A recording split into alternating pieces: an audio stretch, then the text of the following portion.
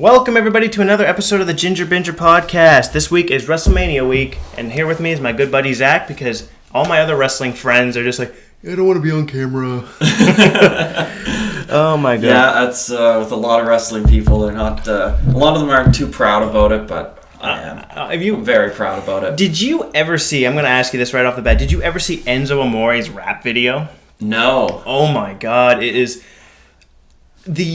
It's so fucking, like, it's not like a bad rap. It's more of just, like, he needs a lot more work on it. And you can tell, like, he's not, like that's not a character. He lives that gimmick, you know what I mean? Yeah. He's a total, like, he's the reason boy. There's wrestling fans that go back in the closet kind of about their wrestling passion. Totally. Like, I think you know the story, like, he got fired because he was brought up on, like he was being investigated for, like, a rape. Yeah. And in the rap, he writes, and since then I think he's been acquitted of any investigation or something like that.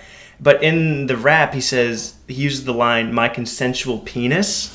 Oof. Yeah, and it's just like, I wouldn't be throwing that out there. It's just me. I don't know. Yeah, the rape charges, they seem fitting. Yeah. My consensual penis. Yeah. Every rapist's famous last words. Yeah. Jesus Christ. Good start to the show. I was going to say, now Enzo's going to come and sue my company. My no money-making company. You hear that, everybody? A nice, easy, light topic to start the show, though. I like it. Yeah. So wrestling and rape. Yeah. Oh, Jesus Christ. That should be the title. No, dear God.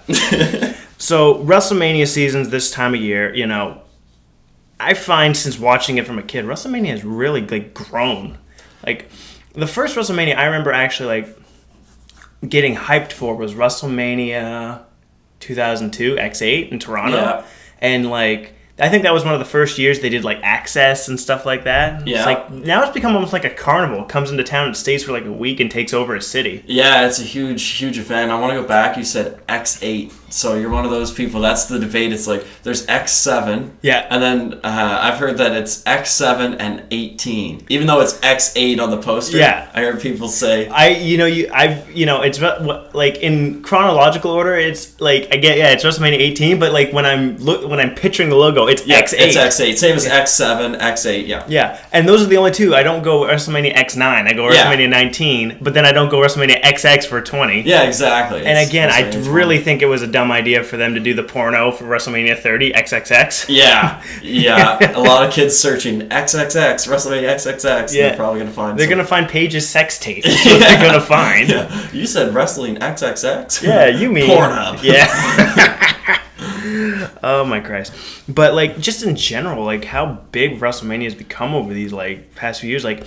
I remember, like, WrestleMania 20 was in Madison Square Garden, which holds about 20,000 people. Now it's like they're not doing anything less than 75,000. Yeah, WrestleMania 23 at Ford Field was the last indoor stadium WrestleMania. Yeah. Now they've all been, like, football stadiums or, like, something huge, right? Like, I think 24. Yeah, 24 was the first one that was outside. With the roof off. Yeah. Which... I'm one of those people who I totally think, like, WrestleMania should take place, like, kind of on the Eastern Coast, because... When it took place, I think it was WrestleMania 32 in California. Yeah, the time change. Yeah, and like WrestleMania, to me, I don't know, like when it's light out, you know, for The Undertaker, because he came out as the sun was just still like in the sky, but starting to go down. Yeah. It was like, they fight in the dark, you know what I mean? Like, it doesn't look as cool, like, in the sunlight. It doesn't at all, you're right. It's almost like they're fighting mid-afternoon or something. It's no, they're supposed to be fighting at 9 o'clock. Like, yeah, exactly. I just, for some reason, that threw me right off. I'm just like... Well, you know, like, I guess WrestleMania on the West Coast, like, it ends at, like, 6 o'clock at night for them to, like, they can still go and party. Yeah. But, like, here it's like, okay. I mean, we still do, but it's just a lot harder, a lot later. Oh, I couldn't imagine being one of those people, like, living in the UK where they're watching it and it starts at, like, 1 o'clock in the morning. Oh, man, like, you've got to be passionate. To start, especially Mania, how long it is to start at 1 a.m. Like, I had passionate. I have a coworker who's coming to Mania night, and he asked her, he's like, "Are we doing the full like the pre-show, like the talk show before?" I said, "Dude, we're starting when the pay-per-view starts. I don't care what happens to go on before the cameras go on." Yeah, it's almost like it's not canon to WrestleMania. Yeah, are you starting Andre the Giant Battle Royal? Oh, that's a good point. I love Battle Royals. Yeah, me too. They're always so fun. Battle Royals and lumberjack matches I find are just so so like entertaining because it's all the people that just didn't get on the card that are just getting thrown in. Which surprises me that Braun Strowman is in the Battle Royal this year. It's like every year they don't know what to do with him at WrestleMania. Yeah, it's almost like he can't get a good storyline up to it. Yeah, he's almost got like the Kane problem where Kane, for the most part, is just thrown into whatever match there's left. I think only one time Kane actually had, or two times Kane actually had a WrestleMania match that was like a storyline. Yeah. And it was against The Undertaker. Yeah.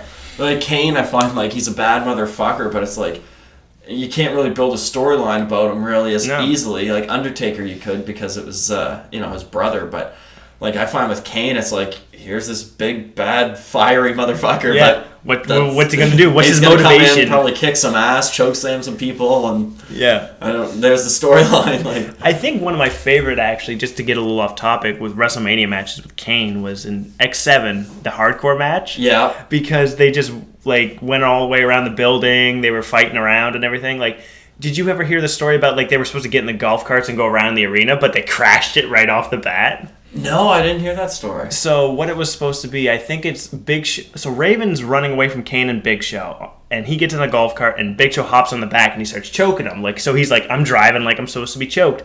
And he runs it right off the road, because they're supposed to go around the arena, like a big spot like that. And they crash, and they hit the wires that are connecting like the feed. Yeah. So he's like, if I would have went a few inches further, I would have killed WrestleMania. I did hear that part. Yeah, where he's they told him afterwards that he was like a quarter of an inch away from just like cutting out the power of the show. Yeah. Or something. Which like a Mania. Could you imagine? Like if it was Raw, it would be bad, but it's like it's Raw. Like, yeah. the biggest Mania where everybody's watching. Yeah. And of all matches, it's like this hardcore match like early on in the show. I think Vince probably would have killed Raven and his family and just burnt the hardcore title the next time he saw it. yeah, easily. Yeah, especially at that one. You know, it was like...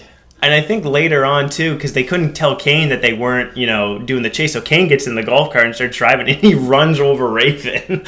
Because Raven's like, he's thinking, he's going to jump... Or Kane, I think, is thinking he's going to move. Raven doesn't move, so he hits the brakes and runs over his leg. Jesus. Yeah, I missed the hardcore matches. They were insane. Oh, my God. Like, people legit just taking any kind of weapon they could find and just beating the hell out of someone with it. I always loved, too, how every time, like, someone would run into one of those matches, they'd bring their own referee. Yeah. Like, come here, Mike Kiona. Yeah. Get your ass in here. I always love when you see referees start to brawl with each other. I don't know why. I find it so funny. Like, it's just something like, like... Even, like, when they always do the SmackDown versus Raw thing, the SmackDown guys always counting for the SmackDown, Yeah, like the Cena Batista Royal Rumble where the Raw refs like Cena and the SmackDown refs like no Batista. Yeah, and then Vince comes out and just destroys his legs. Yeah, Vince just eats it. He's like sitting down screaming. Tears both. What was his quads? His quads. And like to tear one quad I think would be outrageously painful. To tear both and still keep going with it. And he keeps that anger up the whole time. Like Vince isn't like he's like, damn it, Batista. Oh shit! So this year for WrestleMania 35, we got the card here, and we'll do a little bit of predictions. But yeah, this year like they've got a lot of stuff on there, so I'm curious like how they're gonna fit it all in. Like, so I guess I'm gonna read from the bottom to the main event. So first thing I've got is Buddy Murphy versus Tony Nese. The cruiserweights. I don't watch 205 Live. I don't know either. So I'm gonna just say Tony Nese because I feel like Buddy Murphy's been the cruiserweight champion forever. So yeah, it says he's the champ. So I'm gonna say that Tony Nese also takes it. Just because, why not? Make the cruiserweight exciting, new champion, Mania. I think that what they should do with the cruiserweights is have the cruiserweights being like kind of a multi-man match. You know what I mean? Yeah. Because that's really, because they're always going around flipping and everything like that. More people, the acrobatics.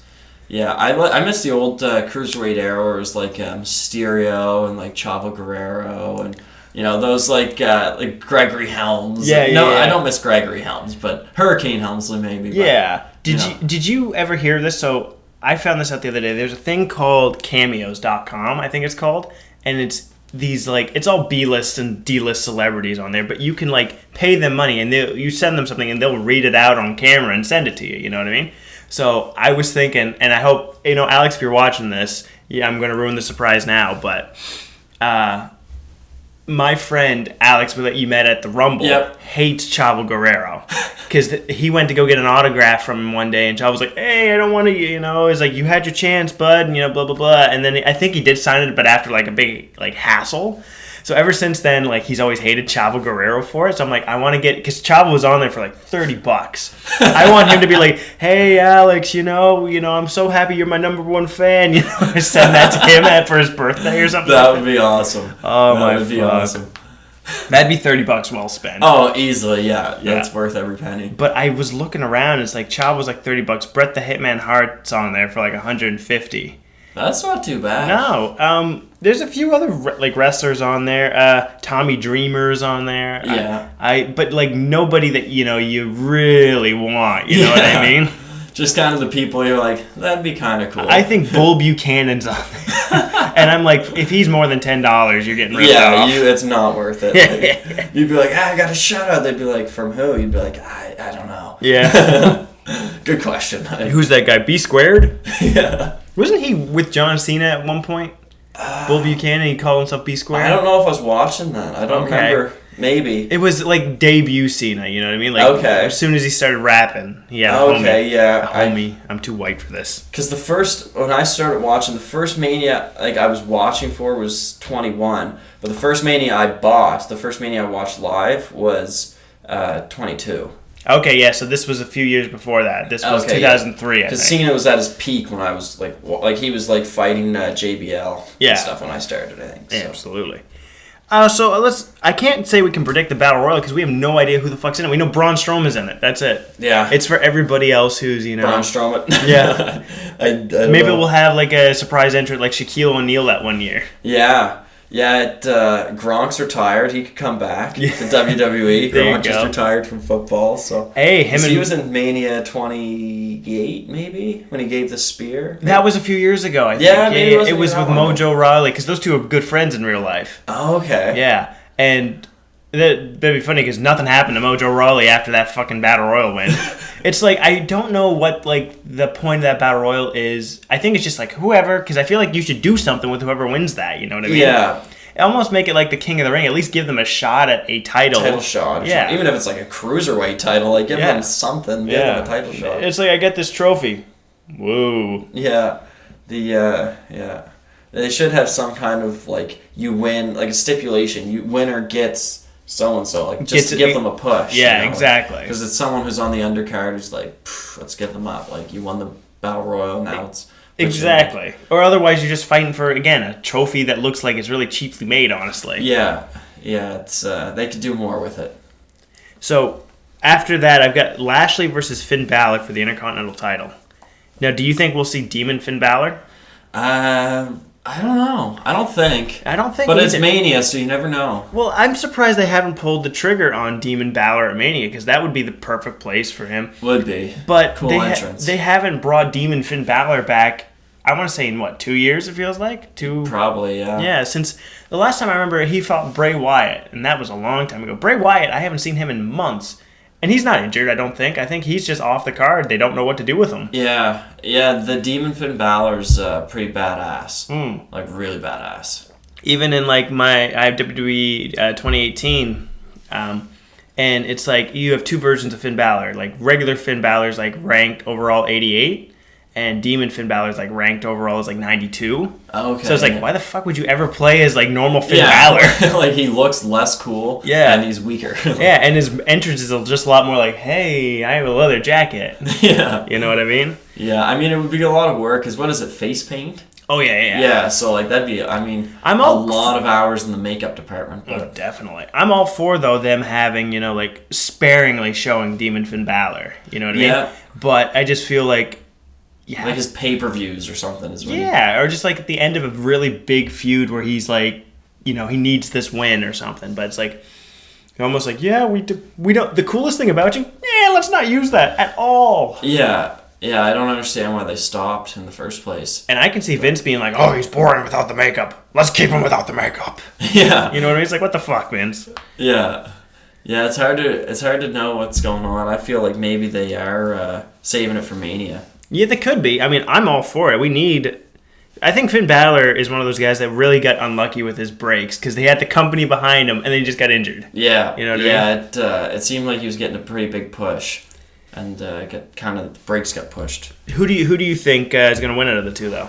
Probably Finn Balor. You think Finn Balor? Just because Lashley's, I found his Royal Rumble was pathetic. So it's like, I'm probably going with Finn Balor because he came in the Rumble.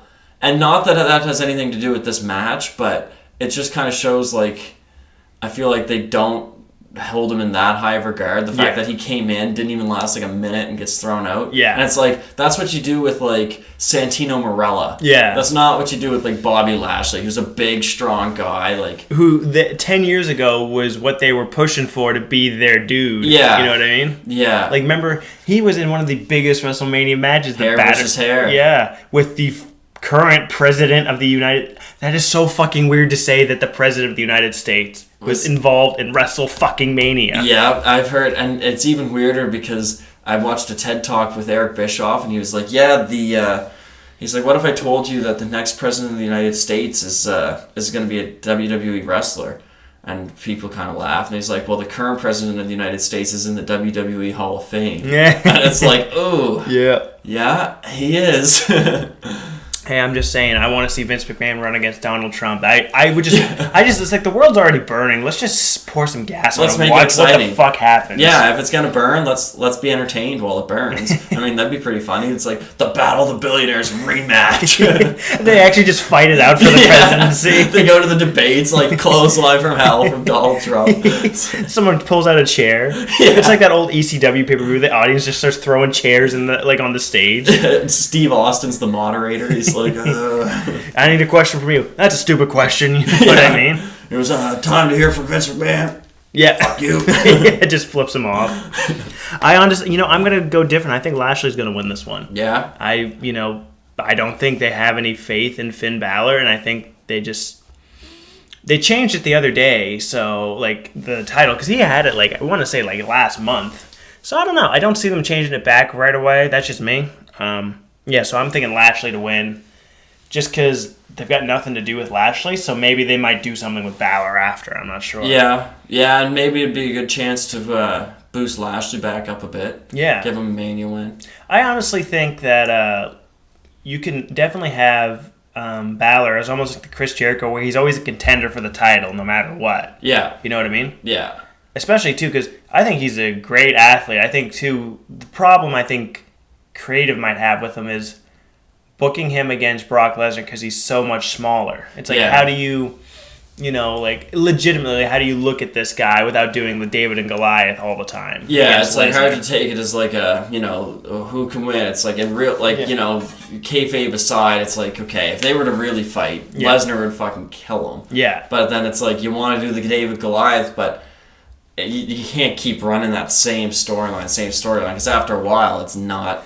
It's funny, though, what I see, because to me, it's like Lesnar and Balor would be an odd match, but Reigns and Balor I don't see, because I don't feel... Like, when I look at Reigns, he's not as big, you know what I mean? It's almost like that's more viable. And Finn Balor, I'd say, is a lot more athletic. Yeah. So it's like, he could just out-quick him, outthink him, maybe, but, like, Brock Lesnar, it's like, he's got, like, MMA and, like, all this. It's like... He would fucking kill anyone he fought. So. I think the best Brock Lesnar match since he's come back from UFC was him versus Goldberg at WrestleMania. That was just 10 minutes of two guys beating the shit out of each other with everything they had. And then it was just like Brock just was stronger at the end, you know what I mean? Yeah, I think the best match he's had since he came back was him versus Goldberg that lasted less than a minute. 2 spears, it's over. I remember. And he probably got $500,000 to take 2 spears. Oh yeah, he's probably just walking by the rest of the roster. He's like, I just made more in 2 minutes than you'll make. Oh yeah. Oh yeah, he'd be the cocky guy too that would do that. Yeah. Like, he'd walk by and be like, try to chirp me because I just made twice your paycheck in your life. Yeah, and I'll be back in 6 months to make more. Yeah, like whenever I get bored, I'll come back. Yeah. Oh my fuck.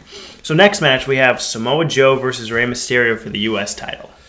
Yeah, I'm going Rey Mysterio. I'm going Joe. Are ya? Yeah. I feel like everything's kind of telling me it's Samoa Joe, but I fucking love Rey Mysterio. Yeah. And I love the underdog, and Mania 22 is the first one I saw, and it was like he was a huge underdog for that. Yeah. It's like, I'm going Mysterio. You're going to go Mysterio He's got the Mania magic, I think. Hey, it's true. I always like Rey Mysterio's like outfits at Mania too, because he always does something cool with it. Yeah, like 22, he did the Booyaka, and he had the big feather. I don't know what it's called, but it goes over your head, kind of. Like almost like the war. Yeah. Like the war bandana or war hat. I don't know what I mean. Yeah, something. Yeah, exactly. I'm trying to think. The headdress. It's like a mohawk, kind of, but it's like full of feathers. And it kind of goes down. Yeah, and that was really cool. And you're right. He always does a pretty cool entrance for Mania. I think it's WrestleMania 20. He came out. His costume was like the Flash. Yeah, and I think 20 or 19 may have been like Daredevil. He was kind of dressed at. If I'm thinking it you're probably right. I can't remember right now. I'm trying to think. I remember that year he fought Matt Hardy before he was broken. It was version 1 Matt Hardy. Yeah. Matt Hardy has many different... There's version 1, there's broken, there's woken, there's Hardy Matt, all that stuff. What's your favorite version of Matt Hardy? Oh, I don't know. Like I'm nostalgic for the Hardy Boys, but I have to say I do like broken Matt Hardy. Yeah? Just because it's so different and bizarre. It is bizarre. I'm going version 1. You like version 1? Yeah. I always love the way he said imagination. Fuck. Him and his followers, what was it? There was Shannon Moore and Crash Holly was Shannon's followers, so they called him a moron. I was like, oh, God. Jesus Christ. So you're going Mysterio, I'm going Joe. Mysterio, yeah. All right, we should do a pool for this. Yeah, bets. We'll just have back-to-back bets. I'll probably lose all my money. The next one, we got Shane McMahon versus The Miz. That'll be a good match. I was so, I was telling the guy at work, I really want Miz's dad to just turn heel on Miz and be like, Shane's the son I always wanted. You're a disappointment to me. Yeah, he, low blows Miz or something. Oh, my God. When I would... Holds the chair, the trash can for the coast to coast. Kill him, Shane. We should have had that abortion years ago. This is we're doing it now. Shane does coast to coast. Mrs. Dad goes, awesome. Oh my God. It's like, how many times I had to hear that in my life? I love Mrs. Dad is one of those people that just seeing him interview, just you can't help but love the guy. He's just so quirky. Yeah, he is, and it's you can tell Miz gets it honestly from him. Oh yeah, because Miz is love him or hate him, he's full of charisma. Oh definitely. And you can tell he definitely gets it from his dad because his dad is pretty entertaining. Oh yeah, well there was one thing where they were talking about they do a show on WWE.com where it's my son, a WWE superstar, or my kid, whatever. And they were talking about The Miz, and Miz's dad was like, yeah, he was working for me right out of high school, and then he just up and quit. And he goes, quit? I went to college. He's like, you still quit. You know what I mean? That's still, it would just be so funny to do a storyline around that. I don't know how Miz's dad, I don't think is a good actor, but literally just have him just, you know what I mean, low blow the Miz and have Shane's I took your dad. Yeah. And then it'd be hilarious. I'm just want to go even further with it. It's have Shane and Miz's dad and then have Miz come out and be like, take Vince. Yeah. And Vince is like, this is why you're not running the company, Shane. It makes it really real. Yeah. Just cuts Steve. He's like, this is why I gave it to Hunter. This is why I gave it to Honey, you bastard. Yeah. Oh my God! You could do then Vince versus Miz's dad is the next pay-per-view. I think I would give WWE all my money for that. Yeah, it would just be so fucking. I don't care what pay-per-view. I don't care if it's SmackDown. I'm paying $100 easy. Even if it's free TV, I'm giving someone my money. They should build it all the way next year's WrestleMania main event. Yeah. Vince versus Miz's dad.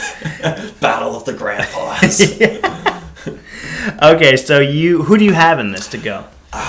This is a tough one. I'm gonna probably go Miz. You think Miz? Yeah. See, I'm kind of on the fence. It's are they gonna continue this feud? Because it feels like Shane almost always loses. I have to say, yeah. But in this type of feud where it's I can see Shane going over to keep the feud going. Yeah, it's tough to say. Because it's kind of having their first match in the feud at WrestleMania. You know what I mean? Yeah, and I don't understand too. It doesn't seem like the people who review, because the last pay-per-view you and I watched was the Rumble together, and I watched the reviews on that, and Shane and Miz's tag match had terrible reviews, but I thought it was one of the more entertaining matches of the night. Like, I thought it was way more entertaining than Daniel Bryan's match. Yeah. I thought it was way more entertaining than Lesnar's match. Yep. Like, I think a lot of people, like, when they judge that, a lot of reviewers judge that on, like, just pure, like, technical, like, what they do. It's like, to me, I don't, if they're doing cool moves, that's great, and they're telling a great story in the ring, but it's like, I want to see these characters going at. That's what it is for me. It's not, And that's where I think WWE needs to focus on still, like they always used to, and I feel like recently they still do, but to an extent, they're shifting a bit more to, like, technical wrestling, and it's like, people don't really watch wrestling, a lot of people don't really watch wrestling for the wrestling, they watch it for the entertainment. Absolutely. And it's like, I'm paying for Mania to be entertained. I'm not paying to watch, like a full-out submissions match. Yeah. Like, I'm paying for, like, someone to, like, choke slam through an announce table, and you know, like, and that's like the Attitude Era. They were not good technical wrestlers at all. Besides, like, Bret Hart, who was pretty much pre-Attitude Era. Yeah. But they weren't technical wrestlers. They were, a lot of the time, they were like jacked up, bad cardio guys. But they could brawl with each other. That could just beat the hell out of each other and go, and like, not a lot of technical wrestling, but you were entertained. Like, you loved it. I don't mind having small technical matches, but like that Daniel Bryan AJ Styles it came after a Rumble that was really exciting, so you're already, but it was just sitting there, I was like, this is just boring. It's like, I don't feel like these two really want to fight. They're just doing it, what I mean? There was no, like, real big moments either. And it's like, I feel like the technical wrestling is meant for cruiserweights. Yeah. Because I find, like, no one does it better than a cruiserweight, because they can make it look so entertaining, because I don't know if it's the size or just that's what they're really good at, but, they're really good technical wrestlers most of the time. And they're high flyers. You don't really want to see, or me at least, with the heavyweights, I don't really care if I see a technical match with heavyweights. I'd rather see, like, just big guys smashing into each other, Well, I mean, I use that example of Lesnar versus Goldberg at Mania. That's literally two people that no longer the 10 minutes you don't need to. These powerhouses, basically just seeing who's stronger. Yeah. I regret saying I want to see two big guys smash into each other. I feel like that could be edited out. Oh, dude, that is literally going to be the title of this podcast. Two big guys smashing together. Each other. Yeah. Probably help us with viewership. Some people, hey, you know what I mean? This isn't Pornhub. Yeah, there we go. Maybe I'll put that in the tag. You heard it first here, ladies and gentlemen. So, you're going with Miz? I'm going Miz, yeah. I'm going to go with Shane just because I think they're going to draw this out a little bit. Yeah. So far, we have not been on the same page for anything, I don't think. No. I feel... You know what? I think the whole match does come down to Miz's dad. Yeah. If he turns on Miz, then obviously Shane wins. But it's like, is he going to turn on Miz? What if they do a double turn where he like low blows Miz and you're thinking, oh my god, and then he just low blows and he just walks away. He's like, he grabs it, finds the belt. He's like, he pins. He makes the referee count. Yeah. Oh my god. Oh, this is why I don't book WWE. No, I would just be like, let's go ridiculous. We'd have someone come out, it's now a triple threat match. We'll have Teddy Long come out, we're doing a tag team match. It's this is now a 6-team tag match. Yeah. Come on out, everybody who hasn't been on the card, come on out. I forgot to mention, it's a ladder match. We need Vince Russo in here. Let's throw some people through a table that's on fire with AIDS-infected hypodermic needles. Yeah. All right, so next match, we've got Kurt Angle versus Baron Corbin, which I like your theory on this. Yeah, I think that Baron Corbin's going to be taken out and replaced with John Cena, because I look at it as John Cena made his debut versus Kurt Angle. Mm-hmm. I feel like... I totally just forgot about that until you just mentioned it. Holy shit. That's exactly what's going to happen. John Cena's debut was with Kurt Angle. I feel like they're gonna have to do it quick, because, I mean, it's Kurt's last match. Give him a damn storyline. Yeah. You know what I mean? And so I think they've got to do Cena versus Angle, which would be really entertaining. Yeah. And I think the fans would be on Kurt Angle's side. Oh, totally. His last match, I think it's kind of like the boo Cena, go Kurt. But man, I think it's Angle took Cena into the business, and Cena can take Angle out. On this kind of thing. Well, it's here's the thing. A lot of people shit on Baron Corbin. I don't have a problem with Baron Corbin. He's not a farewell match level for Kurt Angle, you know what I mean? I agree, and it's like Kurt... And I don't think this match is just going to elevate Strowman either. I literally think it's just... Or Strowman, Corbin. Yeah. I think it's literally just going to be a letdown because it's okay, he's not that big of a star, and I don't think... Even if he beats Kurt Angle, he's not going to come out That's bigger. not giving him a huge push if he beats Kurt Angle. It's Yeah. like, I feel like, Cena really, he doesn't need to gain off of a Kurt Angle fight. No. It's kind of like two guys who you know where they're at in the business. Yeah. And you can just respect that, like... I think there's history there, though. There's history. You know? And, like, I think Kurt Angle deserves... And not taken away from Baron Corbin, but I think Kurt Angle deserves, like, a better opponent for totally the final. agree. Like, someone who he has a bit of history with, maybe. I totally agree with that. So, yeah, I'm totally with you. I think Baron Corbin is being taken out, especially, too, because they're getting such, flack for it. Yeah. And even I have the card saved, and it says on it, it's like Kurt Angle versus Baron Corbin in brackets. Changes could be made. So yeah, exactly. It's like, when they're saying that this close to Mania. Oh, totally. Totally. Because Mania, like, I just feel like now, even if you do John Cena, it's going to be so rushed. It's totally. like they should have given it a bit more of a storyline. Like Kurt maybe saying like, "I made you John Cena." Like, no, because then I guess that might turn Kurt heel. It's tough to say. Like, you want to keep Kurt Angle babyface for his last match. I think you could totally have Kurt be riding that fine line though, where it's them being like, I brought you. You came into this business. I'm gonna take you out the way I put you down. 10 years ago. You know what I mean? They should do like a career versus career match where it's like Angle has the chance because they both have a stake to lose right there. Because Cena's an actor now. Cena is like, I'm here. I'm wrestling part time. He's fucking earned it above anybody. Absolutely. I'm not gonna take anything away from Brock, but if there's anybody that's earned part time status, John fucking Cena did. Absolutely, yeah, he does, and even Kurt Angle has, honestly. But he's you can tell he's old and he's it's like down a bit. You see it with like Jeff Jarrett and Kurt. It's like no matter how hard they're working out, they're not looking like as fit anymore because they're old. It's hard to lose that type of fat, or you know what I mean. Their bodies just exactly. comply. And plus all the damage they've taken over the years, God. it's like it's hard to keep it up. Oh my God! You wonder why wrestlers get addicted to painkillers. Yeah, and Kurt Angle was too. Oh yeah. Speaking of, he was. He went through a really rough patch in the early 2010s. Very rough patch. Yeah, I think it's like his brother or sister died, and he was on drugs But I love Kurt Angle. He bounced back, and I think Kurt Angle's a champ. Oh my God! And like you hear stories about like his old matches where like he just wouldn't quit, or you hear about how injured he was fighting through. Yeah, and it's like this guy is a goddamn champion. Yeah, I get a cold and I don't want to move for 3 days. His real Olympic match. It's like he's fought with a broken neck. Yep. If I had a broken neck, I'd be like, I'm not getting off this bed for 10 months. Yeah. You heal me up. Like, I am not moving. I'm not taking any chances. Feed me through a tube. Yeah, I'm not even going to breathe. I'm going to be too scared. This guy's out here. It's like, like WWE, sure. Whatever. I'll take a superplex off the top rope. Yeah, exactly. Through, I'll get chokeslammed off a fucking building. Yeah. Fuck. So I'm gonna agree with you. I think it's gonna be John Cena versus Angle. Who do you think's gonna win though? I think Cena's going to win because Angle's last match, I think he's going to just go out. I think he's going to have like a wicked match. So I think, I honestly, I could see him doing like a shooting star press or something because he used to do those, and I bet he's been working on one because you can tell, like, if Angle's going out, he's going to want his moment. He's competitive. Yeah, he's a super big competitor, and he's going to want his moment.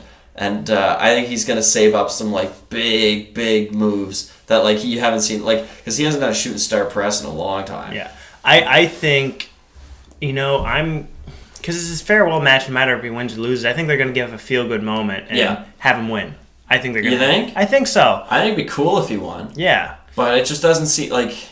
All those guys that have paid so much, I feel like they always seem to end up going out on a loss, and then they stand in the ring after the winner leaves, and they get their ovation. You know what? You just saying that definitely makes more sense. I'm going to change my pick. I'm pulling a Jerry Lawler in the Rumble here. All right, Kurt Angle's going to lose this match. Yeah. So we're on the same page with that. Now I have a second card here that I forgot. These are the matches that were more at the bottom of the card. So right now we've got a fatal 4-way tag match for the WWE Women's titles. Yep. That's the Sasha Banks one, Bayley. Yeah, Beth Phoenix, Natalya. Yeah. The Iconics and Jax and Tamina. I say Beth Phoenix and Nia Jax win. You think? And Tamina, yeah. Who you got? Oh, you mean Jackson Tamina or Beth Phoenix and Natalya? Oh, I see. Sorry. Because it's a 4-way. Okay, yeah.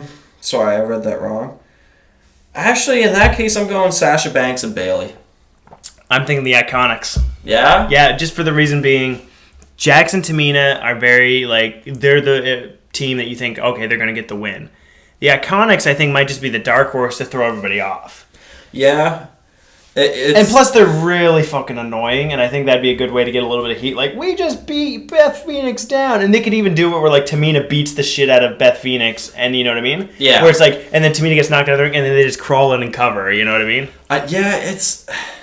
I find that match could go so many certain, directions. Yeah.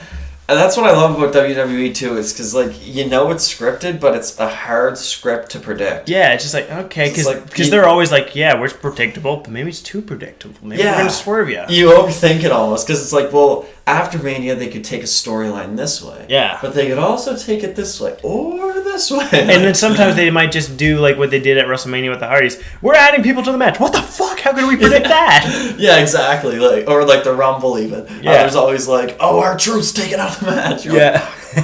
God damn it. Maybe R-Truth is going to get his revenge on Nia Jax this year and cost her the title. Yeah, R-Truth interferes in the match. He just starts brawling goes with to her. Clothesline Nia Jax, she just knocks him down. Yeah. That would be hilarious. Because honestly, if R-Truth fought Nia Jax in a real fight, I'm picking Nia Jax. You think? Yeah. I think R-Truth, he would run at her and she would just be no. Get the fuck out of here. So you're going with Bayley and Sasha? I'm going Bayley and Sasha. I'm going the Iconics. All right, so the next match, we've got Asuka, and she's got an unnamed opponent, but it's either going to be Sonya Deville, Mandy Rose, Carmella, or Naomi. Yeah, that's for the SmackDown Women's Champion? Yep. That's tough to say because I don't know who she's facing. Yeah, so for me, I think there's two viable options. There's Naomi, who's a former women's champ, so to kind of make that a bigger match feel, or Carmella, who's more of a heel that nobody likes, so I think they kind of give that heat, but I'm thinking she's going to go against Naomi and just beat her.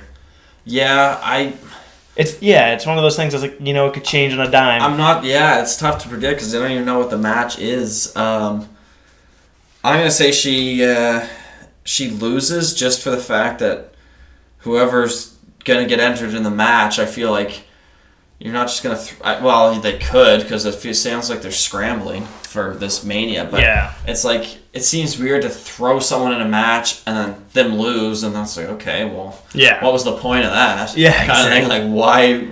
So I feel like who she's going to face is going to win, just because it's that maybe they're just deciding who they should give a push to, but it's weird, I don't know.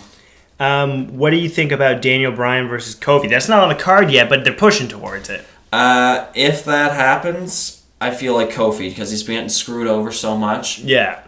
It's and it's almost like he's been getting screwed over so much, it's you gotta give him something at Mania, otherwise you've just been straight up screwing Kofi Kingston. Yeah, and everybody's just gonna be oh. Yeah. Yet again, though, they could do what they did with Booker T and Triple H. Do you remember that? Where Booker T, you thought he went through all this shit and you think he's going to win, and then he just loses and doesn't get a rematch or nothing. Vince goes, oh yeah, you were on WCW.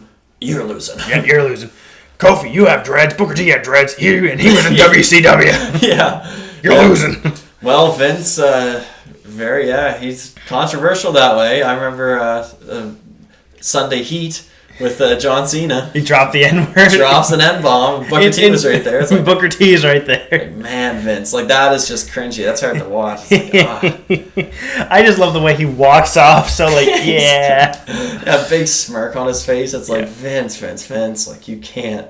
Listen, and I love the Attitude Era in the sense you can say whatever. And that was, aggression, or ruthless aggression era. But it's I love how wrestlers like Austin can be I'm going to open up a can of whoop ass or something, say something that's not so PG, but it's Vince, too far, but nobody won in that situation because you didn't go anywhere with that. You just dropped the N-word just cause for a throwaway joke. An old white rich man drop the N-word on TV. It's just in front of two black people. Yeah, it's just uncomfortable. It's you're just there that makes you question. It's I'm still a fan of wrestling, right? Yeah. Jesus Christ. Come on. I'm with you. I think they have to give it to Kofi in this respect, just because he's been getting fucked over in every sense of the word. It would be just such, like, it wouldn't be like, oh, Daniel Bryan, the heel heat. It would just kind of suck you out and be like, oh. Yeah, and it's like, if he loses, you've just been watching Kofi get screwed. And you're like, oh, like, this wasn't going anywhere. It's like, Kofi's literally just getting screwed. Yeah. And, like, I feel like he's given a lot to the company. Yeah. Oh my God, yeah. Even just if this is lasts a month, it's his, like, it's the company saying, here you go. You know, you earned it. You've been here long. You've worked your ass off. Yeah, I think he should get the win. Now, if Kofi wins, though, what happens with the New Day? Because you usually don't want your WWE champion to be... I mean, you could have them part of the stable. It could become a 2-team tag match, and Kofi just kind of moves out. It's tough to say. Like, if he comes champ, do they stay as a 3-man band, or do they... Yeah, or do they still stay face? Because I don't know, like... You're not going to have a champion running around with unicorn horns and stuff like that running around. I can't see it. Coming out of... Like, I'm kind of interested what his Mania entrance will be, because he always does something fun with the New Age. Yeah. But now, if he's in a singles match, it's like, you know, and what's he coming out of a big box of cereal, or what was it, Bootios or something? Yeah, Bootios. He gets Mrs. Dad in on it. Yeah, Mrs. Dad just screws everybody at WrestleMania. We're calling it now. Mrs. Dad comes out with Kofi's. Yeah. This is the song I was wanting. Freshly won title from the Triple Threat match earlier. I think they're gonna go with Kofi. I hope they do, just with the fact being, it's like, I just don't want to be disappointed, like, where it's like, not a, like, oh, we lost, where it's just like, shit. Yeah. Because it's almost like, when Undertaker lost, it was one of those, like, we needed that to happen, but, like, for the rest of the show, I wasn't into it. It was almost like, that match should have been on last if you're gonna kill the streak. Yeah, that has to be the main event. It's weird, because I remember with watching Undertaker, even when he was facing, like, because I bought WrestleMania 23 as well, and he was versus Batista in that. And I remember thinking he was losing that. Yeah. Because he took Batista bomb, kicks out, Batista picks him up, gets him up, you're thinking, oh, he's going to counter. Batista bombed again, you're like, oh, shit. Yeah. And then he, like, pins him, kicks out, hits him with, I think he hit him with 3 Batista bombs. Yeah. And you're kind of like, holy fuck. Yeah. And, like, there's, like, it's easy in, like, hindsight, like, 2020 retro... 2020 vision? Yeah, hindsight like, being 2020. Hindsight being 2020. Thank you. I don't know expressions. Hey, I remember trying to say everybody's eyes was glued to the screen, and I combined it with everybody's asses were glued to the seat, so I ended up saying everybody's asses was glued to the screen. Which is, like, such a bizarre visual if you start to think about it. But yeah, it's like, looking back, like, you can be like, oh, obviously Undertaker was going to win. That's a streak. But I'm telling you, when you were watching the Mania matches, you're like, fuck. Oh, yeah, you're into it. And then he kicks out, you're like, oh, thank God. Mm-hmm. Come on, Taker. Oh, my That's God. why it's like, when he lost to Lesnar, you're like, who fucked up? Yeah, exactly. Everyone was like, wait, what? Because it almost felt like it was unceremoniously done, too. It wasn't like this big epic. It was just a third F5. You're thinking, okay, he's kicked out of worse, and then just... 3. Yeah, I bet you that referee shit himself when he hit 3. He's like... Which, apparently, and you know how there's always been the story the ref didn't know when he counted 3? Yeah. I guess that's only half true, because I guess before he went out, they said, count the 3 or something. Or they said something like, just make sure you're, like, do your counts or something, like, count the 3. Like, can't remember what it was, but it's like a really subtle... Make it look like it's a real fight. If they can't kick out, hit the 3. Yeah, like, hit the 3 or something, and then, maybe he was told, do they still have the earpieces? Because I could be completely fucking this story up, but I heard, like, halfway through the match, they told him, they're like, just count the 3, but they didn't say, like, Taker's losing, they just said, just count the 3. Yeah. And then he did, so... I don't know. I could have been really fucking that up, because you know how people put the conspiracies out on YouTube. Oh, yeah. And it's like, what am I watching this? Is it true? Is it? Yeah. But that's what I heard. I'm passing it along. Telephone game. Pretty soon. That's my 2 cents. It's actually, by the end of this telephone game, the ref actually screwed the Undertaker out of his streak. The ref was Mrs. Dad. If you go back in time, Mrs. Dad was behind everything. Yeah. You know what I mean? Montreal Screwjob. He's the one bringing up. And now I just want to make a video of all, like, wrestling controversies and just have Mrs. Dad's head taped over it. Yeah. It's like, when certain things, like who was raising the title when Steve Austin was trying to grab it off the ladder? Mrs. Dad. I hate how they never said who it was. No. The next night on Raw, he's like, yeah, you raised the title, but never said him. And I think it was Big Boss Man. Yeah, and they just never did anything with it. But they never, like, officially said it was Big Boss Man. Yeah. They were just like... Who ran over Stone Cold? Mrs. Dad. Yeah. That would have been better than Rikishi. Yeah, that was like, why would Rikishi run over Stone Cold? Kind of, yeah. It's like you'd think, like, Triple H or something, but anyway. Yeah, I always thought it was going to be Mr. Ass. Mr. Ass? Billy Gunn. Oh, yeah, because he was the only one you didn't see that night. Yeah. And there was one part of that night, and I was just going to go off on a little bit of a tangent, I guess. They were doing a tag match against Al Snow and Mankind for the titles, and the Outlaws were the champions. Road Dogg came out with the title. Billy Gunn didn't. There's supposed to be 2 belts, so I'm thinking, where the fuck's that other belt? You could put that in a storyline like, oh, they found a title in, the car. Something stupid, you know what I mean? Yeah. So it's like, oh, it's badass Billy Gunn, because he's the only one who wasn't there. Huh. It's like, it could have been like Billy Gunn was either late to the arena or something, but it's like, that seems a little too, like, why not have Billy Gunn there? Yeah, because they used to try to give him a push, and then I guess The Rock, buried him. Oh, that's a hilarious promo. Yeah, it doesn't matter what your name He missed, yeah, he's just like, damn it. He's like, oh, for fuck's sake. All right, so I guess we got a few more matches left. So right now we've got Triple H versus Batista, no holds barred. That will be the best match of the night, I'm calling it. You think? Yeah. And Triple H's career is on the line. And Batista will win. You think? Yes. Yes. I think personally, it's like, Triple H, I think, wants to step away, but I also think he realizes he's money, where it's like, okay, I can be in a big match situation. And Batista's never going to be around that. He's a movie star right now. Batista this is his final run, apparently. Oh, yeah? He wants to go heel.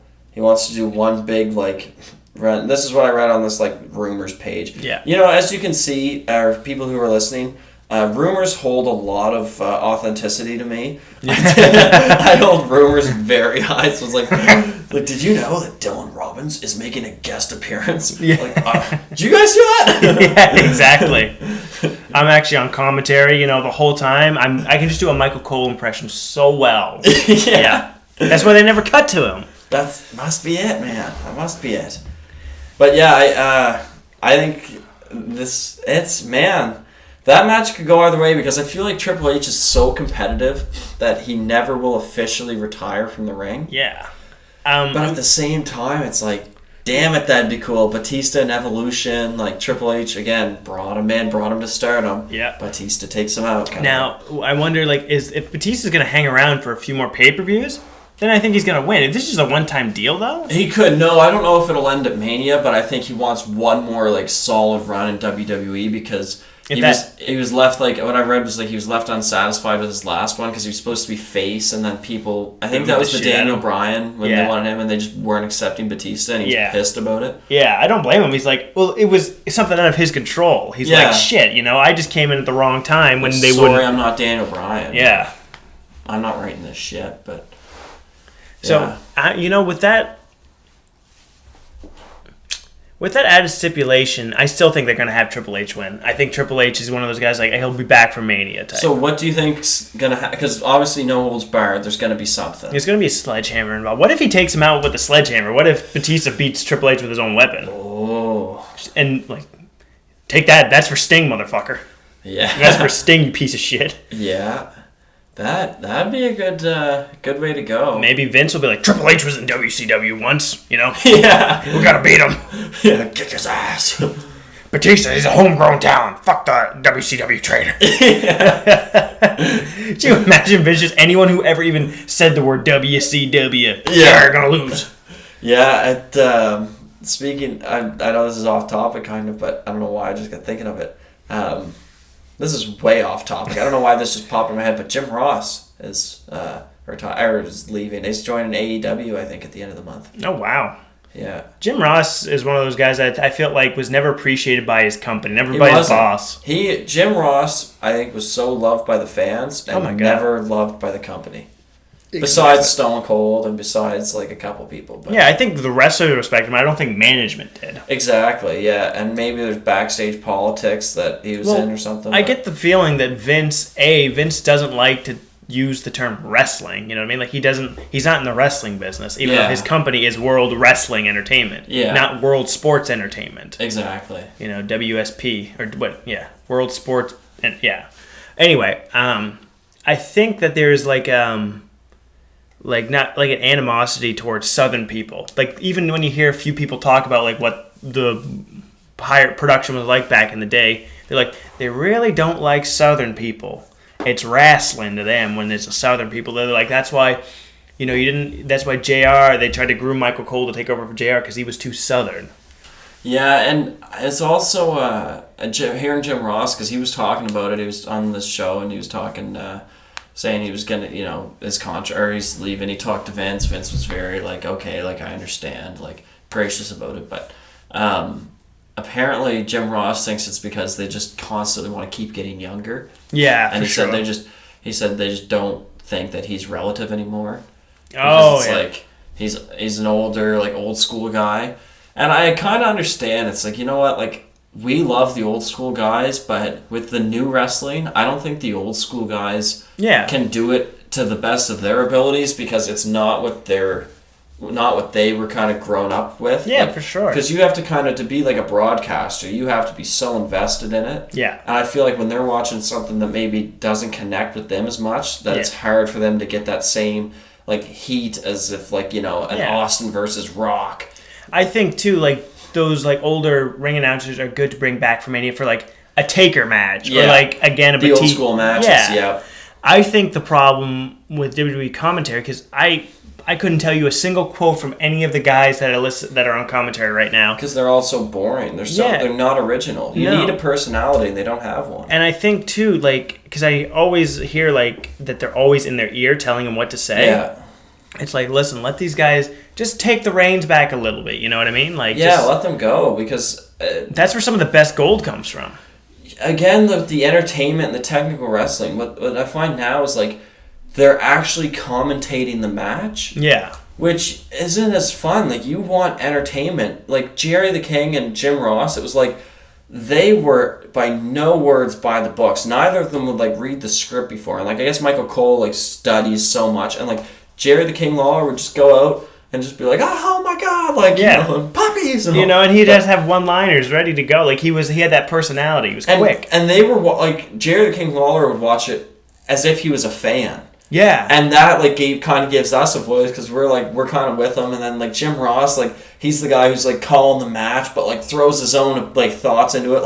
Damn it to hell, Randy Orton with the RKO or something. And I think that works too because you have them, if they're invested, it gets the viewers invested. Yeah, you need them to take, and not the corporate opinions where it's where it's genuinely fake, the Miz, he's the heel, and it's, the Miz is the best, and then they're oh no, John Cena, he's the man, that's the fate. It's no, come on, with at least with Jim Ross and Jerry King Lawler, if a face did something heel, if Austin when he was face would hit Lita with a chair or hit a woman with a chair, Jim Ross would be damn it, Austin, don't do it. What are you doing, you son of a bitch? Yeah. I think going back to the Rikishi thing, he's Rikishi, you almost ended a man's life, you son of a bitch. Exactly, you know what I mean? Yeah. They actually felt like characters. They were so invested, which gets the fans invested because you're God, because they're your voice. The commentators are your voice. You're yeah, but now they're just calling the matches and it's boring. Oh my God, I 110% agree with you on that. So let's go through a few more of these. So we just did. Did you say Batista's gonna win? I say Batista gets the win. All right, I said H. So now we've got Styles versus Orton. Styles and Orton. I'm gonna go Randy Orton. I think I'm thinking the same thing. I'm feeling Orton. Yeah. He's not doing much. I think a WrestleMania win could do good for him, and I feel like AJ will put on a good match, but just come up short, eating an RKO at the end. You took the words out of my mouth. I think AJ's going to have the momentum and then RKO to nowhere. Yeah, he's going to go for a phenomenal forearm and he just catches him because that's a perfect move to set up for that. Yeah, I think that'll be a good finish. But I think it's Orton. Yeah, and this match doesn't have much hype to it. This is almost like an intermediate match between the big stuff. Yeah. So next we have Reigns versus McIntyre. Reigns and McIntyre. I'm going Roman Reigns. Yeah, there's no way he's coming back from beating cancer and not getting his WrestleMania win. And you know what? Some people, I know he's face now, we like him, and he came back from cancer, but it's this guy had everyone who like all the kids that had cancer watching wrestling. Yeah. Give them this win for Roman. Like it's like if this guy can beat cancer, come back and win, that'll uplift a lot of kids' spirits. Absolutely. So I think you gotta give it to Roman. Absolutely. Just based on like the real life of that. Like if that cancer, story, it's like everyone's been affected by cancer, but like especially the kids, where it's like, man, like this is their wish. You want to see the guy who had cancer beat it and like win at Mania. Like that'd be awesome. You know, it's funny because I feel like 10, maybe even 15 years ago, if this match was happening then and Roman beat cancer, Drew would be like, "I'm the one who gave you cancer." You know what I mean? Like he's like, "I was putting radiation into the dressing room." You know what I mean? Like something so ridiculous and tasteless. That in the story, like, oh man, like who gave Roman Reigns cancer? Mrs. Dad. Like, WWE could be so ruthless. Big Show's dad dies. They make a storyline of it. Fucking Eddie Guerrero dies. Randy Orton goes to Rey Mysterio. He's not up there in heaven, Ray. He's down there in hell. Oh, yeah. It's like, holy fuck, this guy actually died. I'm very surprised that, like, Vince McMahon, after Chris Benoit's death, didn't try to kill his bastard son, Hornswoggle. You know what I mean? He's like, "I'm going to pull a Benoit on you, kid." Oh. And then they just close the door and you don't see Hornswoggle again. Oh Lord! Holy shit, that would be maybe I'm thinking Vince McMahon is too insane, but I don't think that's true. I think he probably thought about it. Yeah, he probably was talked out of it by people that like, "Vince, this is not the why." It's like, we make Benoit this murder suicide guy, and now we make Chavo his best friend. It's like he kills Vicky Guerrero. It's like, holy fuck, Vince, you gotta calm her down. This is too real, buddy, too real. And Vince is like, God damn it, fine. Yeah. All right, so we're both going with Reigns on this one. So now we're gonna get to the Brock and Seth match, because they're saying Rousey, Flair, and Lynch is going to be the main event. Do you think they'll put that on last, though? I think so. You think they're going to pull the trigger on it? Yeah. I also think it'll be a better match than Lesnar and Rollins. I do, too. I completely agree. I think they have more chemistry together. Yeah. I think that, like, Becky Lynch and Charlotte Flair have amazing chemistry, and Ronda Rousey's Ronda Rousey. And I think they need this, what I mean? It's like this... So this is the icing on the cake for the whole women's push. Yeah. Because it started, like the whole women's movement, sorry. Yeah. It started like... Well, not like the women's movement, like in the 1920s and shit like that. Yeah, exactly. Like, Jesus. When they were fighting for the right to vote, they were hoping that one day they'd main event WrestleMania. They would main event Mania. Damn it, this is it. All those people back then who wanted the right to vote, the right to work. Equal pay. This is it. Yeah. Forget equal pay, you're headline at Mania. No, that's terrible. Equal pay is important. We need equal pay. But also, it's like equal pay, Mania. I mean, everybody can get equal pay, but you can main event Mania. Yeah. That should be the stipulation. It's like if you win the main event at Mania, you win equal pay. No. For all the women. Yeah. You could do a stupid storyline where, like, one of the guys just to do a run-in at the end of the match, and you have the bunch of girls come out and beat the shit out of them. Yeah. Mrs. Dad screws over Becky Lynch. Mrs. Dad takes the women are about to win. Mrs. Dad takes a chair. Boom. Mrs. Dad is just gonna be like, he solves all wrestling problems. The name of this podcast should be called Mrs. Dad. Yep, Mrs. Dad ruined wrestling. Yeah. Who was the anonymous Raw GM? Mrs. Dad. Just any question that's never answered. It's Mrs. Dad. Has to be Mrs. Dad. Has to be. So we're gonna do Brock and Seth. Now, who do you think is gonna win this one? I'd like to see them take the title off of Brock.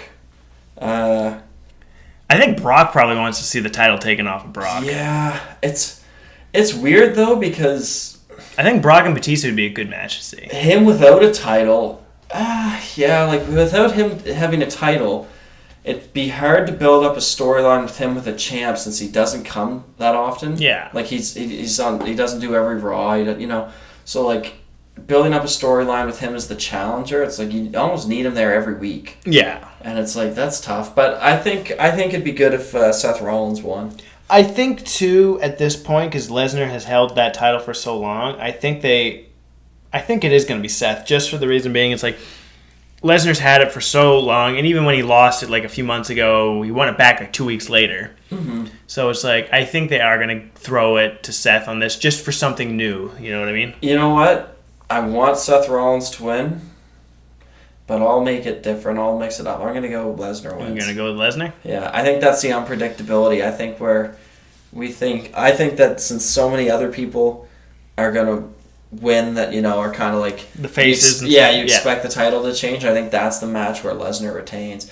And like, in a sense, I kind of want him to, because he broke Undertaker's streak. Yeah.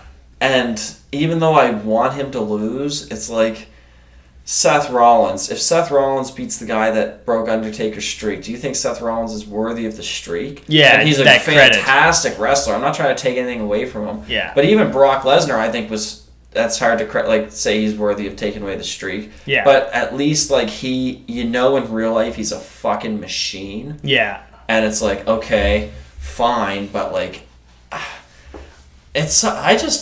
hate how they did that whole thing. I hate how Reigns beat him again the next year. It's like, this guy was undefeated for what was it, 21 years, and 21-0, and then he was 21-1. It's like they kind of just threw that all out the window. Yeah. If Taker was going to lose at Mania, it had to be just once. Yeah, I agree. Why make him lose twice? Yeah, I agree. Having him lose twice, having him, I think, come back after Mania. Yeah. After he lost, really kind of devalued it. That's just my opinion. Big time. I couldn't agree more. Yeah. So you're going Brock. I'm going Seth. All right. We'll have to remember our picks, too, because at the night I'm going to be like, fuck you, I'm going to win. Yeah. Yeah, we should make like some wagers on or something. Like every time you lose, you have to like chug some of your beer or something. Just do a shot. A shotgun of beer. We're just wasted at the end by the end of the match, we really will be like, what the fuck is going on? Now the final match. We've started our own WrestleMania, just beating the shit out of each other. We've got a table, we'll throw it right through. I got a ladder. By God, he put him through the sofa. Yeah. God damn it, I needed that sofa. Yeah. So now we've got the final match. Becky Lynch, Ronda Rousey, and Charlotte Flair. Triple threat main event for the Raw Women's title. I want to go to Mania and make a sign like ECW One Night Stand that says, if Becky loses, we riot. Yeah. Yeah. It's funny because I'm picturing... I think they're not going to give it to Becky. I think they're going to withhold that. I think they're going to be fuck you, and I think they're going to give it to Charlotte. You know what? Charlotte also deserves it. And Charlotte I think she's one of the best women's wrestlers ever. Yeah. I think she's really, like, uber talented. Definitely. And, she does deserve the championship, I think. But it would piss so many people off if Becky lost. Think about this push that she's gotten. Only for her to lose, it'd be like, that would be spitting in the face of every fan. And I think if it wasn't for Becky Lynch, they wouldn't have this match on last. Not at all. No, Ronda, as much as a big name she is, she's not main event WrestleMania big. Ronda and Charlotte would be an amazing match, but it's not the main event of Mania. No, it's Becky. Becky Lynch there, it's the main event of Mania. Becky Lynch is honestly, someone I saw is like, Becky Lynch is basically pulling the Stone Cold, you know what I mean? She's gotten bigger than everybody. She's the biggest name in the company right now. Easy. She's bigger than any of the guys. She's easily the biggest wrestler in the company, in my opinion. And just a few, like probably last year, she wasn't being booked on any show, and then she just got fed up and said, fuck it. Yeah, which is, I fucking love Becky Lynch. Oh yeah, I like Becky Lynch from the beginning when she debuted. I'm like, oh, I like her. Yeah, honestly, like, it wasn't until, like, her big push where I started being like, holy shit. Yeah. But, like, once, like, you see it, it's like,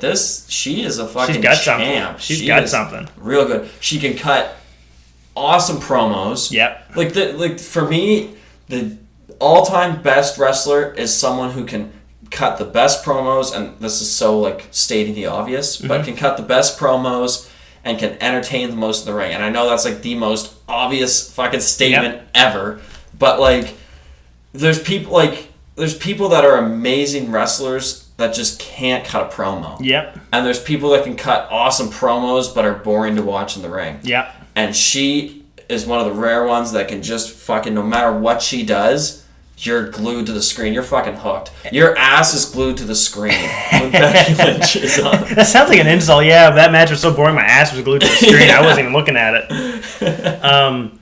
The thing I find funny is because I think it was a few years ago, the rumor around the mill was that they didn't want Becky Lynch doing any promos because they didn't like the way she sounded. Yeah, her accent. Yeah. And it's like, motherfucker. Is that not the most Vince McMahon thing you've ever heard, though? Oh, totally. Like, our American audience can't understand her. Yeah. It's like, she honestly is reminding me of like a female version of Stone Cold right now, though. You know what I mean? Like, she's that kind of in-betweener. She's not a face, really. Like, she's a face that does heelish things. Like, she'll crack you with a cane. But it's so... Her heelish things are so badass that you just fucking love them. Yeah, exactly. It was like... When Austin did heel things, it was like...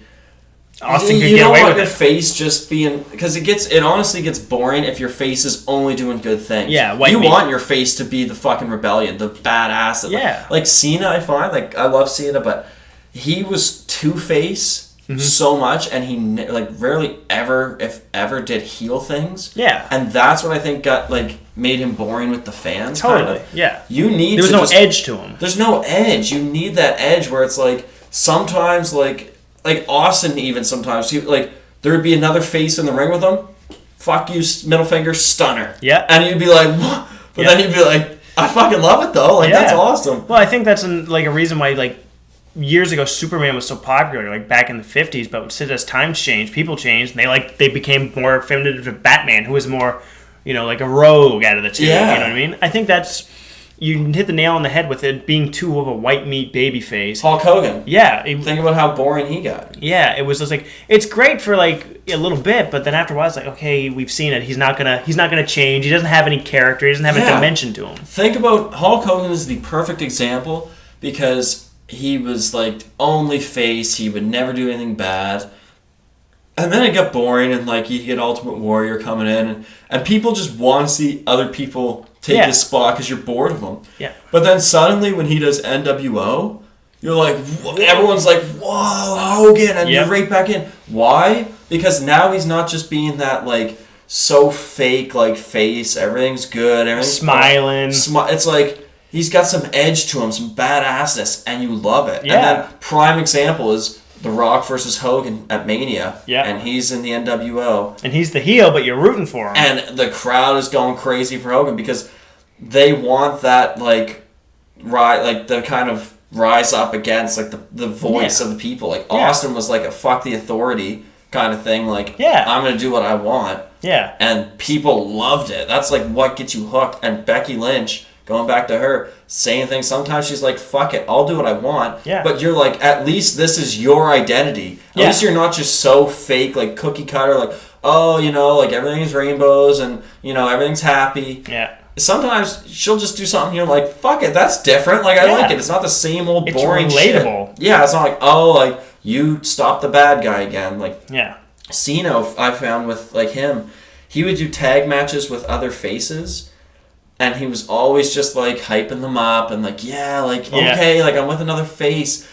A guy like Shawn Michaels would do a tag match with a face, and he'd be like, yeah, super kick. Yeah. And you'd be like, fuck yeah. Yeah, exactly. And Cena just never did that. It was just, it was almost so predictable. He wasn't going to do anything. That he was just in that fake, as you said, that disingenuine, I think Cena is probably a decent person in real life. Oh, but just awesome guy. He does all the just the smiling and everything, it comes off as disingenuine because it does. Even Superman has a bad fucking day.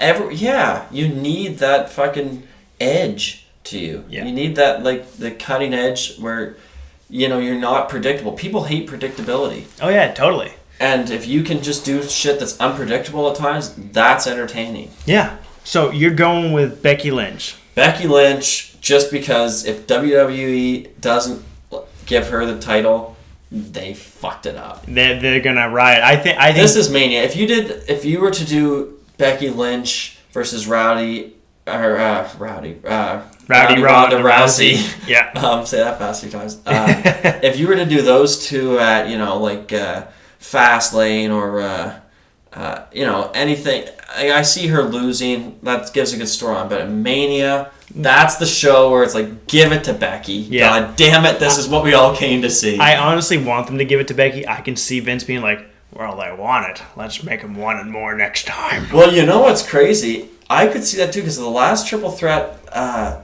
I don't know how. There should be a drinking game for how many times I've brought up WrestleMania 22.